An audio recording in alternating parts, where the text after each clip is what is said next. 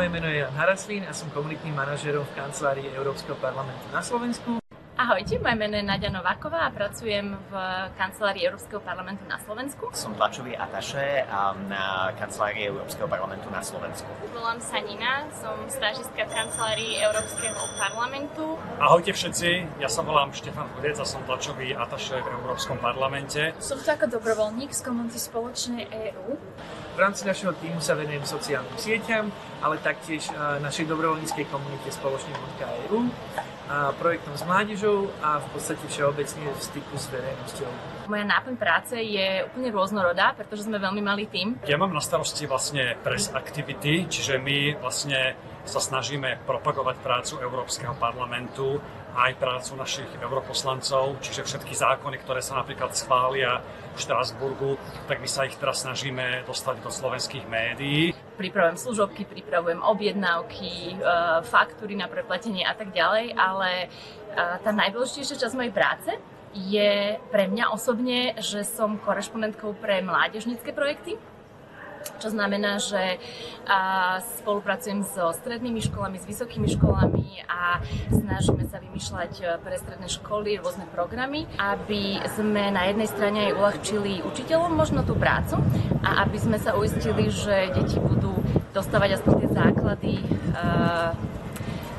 takých tých informácií o tom, že čo je Európska únia, prečo je dôležité, že sme v nej, čo všetko pre nás robí a ako fungujú európske inštitúcie.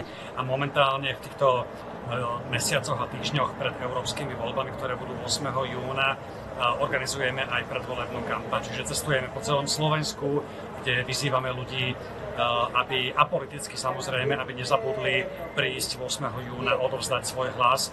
Pričom ten náš hlavný slogan znie: príďte voliť, ináč iní ľudia vlastne rozhodnú za vás.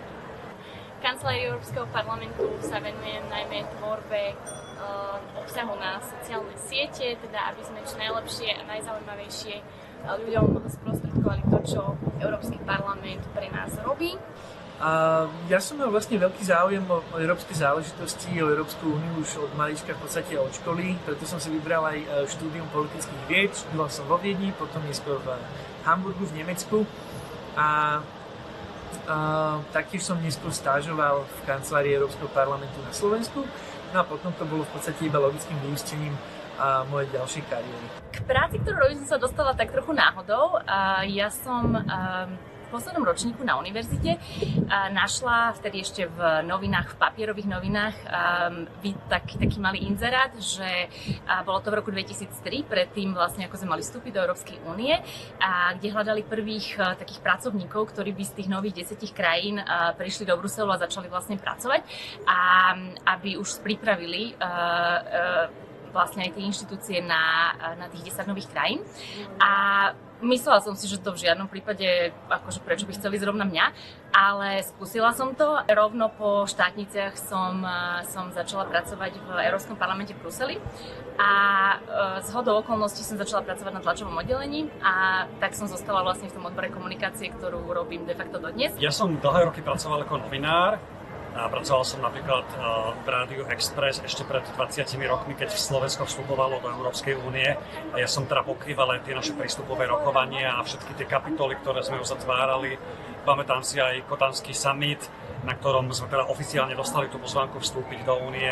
Neskôr som aj študoval európsku integráciu a teóriu politiky, čiže vždy ma to zaujímalo aj z toho takého vedeckého hľadiska, aj z toho profesionálneho.